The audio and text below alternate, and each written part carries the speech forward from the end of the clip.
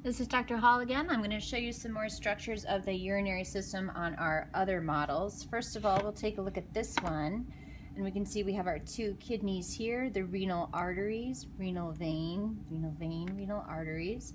Remember the renal capsule around the outside of the kidney, the renal cortex, which is not well represented here, renal pyramids, minor calyx, major calyx, into the renal pelvis, which we also can't see very well here. Then the urine is going to move down through the ureters and back to the posterior surface of the bladder. So this is the bladder here. This happens to be a male-bodied person. Then the bladder is going to fill up with urine, and then once it gets full enough, we're going to feel like we have to go. So I want to show you on the other two models as well. We have our two kidneys, each with an artery and a vein. Here are the ureters coming down to the bladder, which is here in this individual because it's a female-bodied person.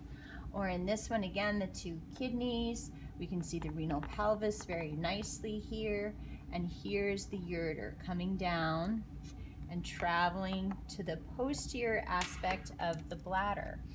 So if I bring this out, you can see the bladder. This is a male-bodied body, right? So here's the urinary bladder right here, and then here's the tube that would lead out from the bladder, which is the urethra, and then the opening of the urethra to the outside of the body is the external urethral orifice. I'll show you that in a female-bodied person. So the ureters are going to come down and drain urine into the urinary bladder. This happens to be the uterus here. The urinary bladder will fill up, and then urine will leave through the urethra out to the external urethral orifice. So be careful. Ureters are the tubes from the kidney to the bladder. The urethra that goes through and out the body to the external urethral orifice is the tube from the bladder to the outside of the body.